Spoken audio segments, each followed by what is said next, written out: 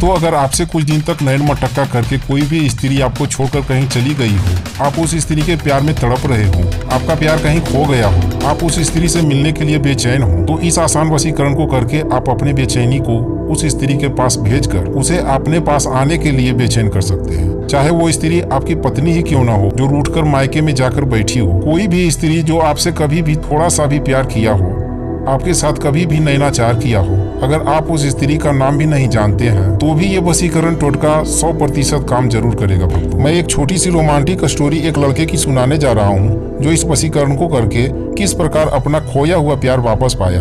कहानी ध्यान से सुने और देखें और समझे भक्तों, क्योंकि इस वशीकरण की सारी विधि और सावधानियां इस कहानी के माध्यम से आप अच्छी तरह से समझ जाएंगे। अगर आप भी अपने जीवन में कुछ नया सीखना या फिर किसी को अपने बस में करना चाहते हैं तो इस चैनल को सब्सक्राइब करके घंटी जरूर बजा दें भक्तों। सन 1993 की बात है। मेरे पड़ोस के एक घर में एक लड़की की शादी हो रही थी। कई लोग उस शादी में शामिल होने दूर दराज से आए हुए थे। मैं भी शादी के पार्टी में शामिल हुआ था।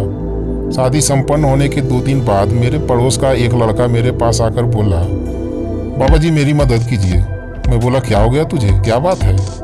लड़का बोला, कुछ दिन पहले इस घर में एक शादी थी।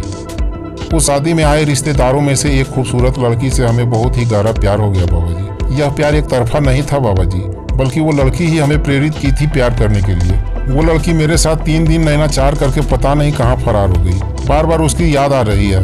मैं एक बार रात के अंधेरे में उस लड़की के साथ, मैं बोला, चुप कर, पागल के तरफ जो मन में आ रहा है बके जा रहा है। लड़का बोला, हाँ मैं पागल हो गया हूँ बाबा जी। अगर उस लड़की का पता नहीं मिला तो मैं अपना प्राण भी त्याग दूंगा। मैं उसको फिर से बाहों में भरना चाहता हूँ।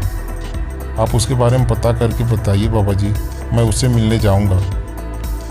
मैं उस लड़के की व्यग्रता को देखे जा रहा था। वो लड़का बहुत ही परेशान था उस लड़की के एक झलक पाने के लिए। उस लड़के को देखकर ऐसा प्रतीत हो रहा था कि अगर वो लड़की उसके सामने आ जाए तो उसको ये अपने बाहों में तुरंत भर लेगा। उस लड़के की व्यग्रता को देखकर हमें उस पर दया आ गई। मैं बोला, तुमको जो मैं बताऊंगा तुम वो कर सकते हो? लड़का बोला, जी बाबा जी, मैं कुछ भी करने के लिए तैयार हूँ। तो मेरी बातों को ध्यानपूर्वक सुनो।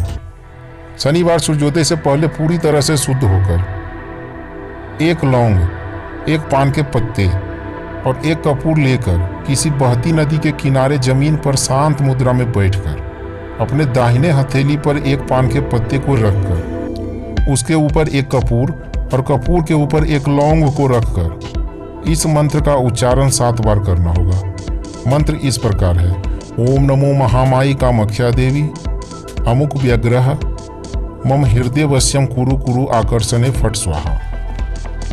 अमुक के जगह उस स्त्री का नाम बोलना होगा जिसको तुम अपने वश में करना चाहते हो। अगर उसका नाम नहीं मालूम हो तो अमुक ही बोलना, लेकिन उसका ध्यान अपने मन में जरूर करते रहना। ये मंत्र 7 बार बोल देने के बाद पान के पत्ते को पानी के ऊपर रखकर कपूर पर लौंग को उसी प्रकार रहने देना और कपूर को जला देना और इस पान के पत्ते को बहती नदी में प्रवाहित करके वापस अपने घर आ जाना और पीछे मुड़कर नहीं देखना।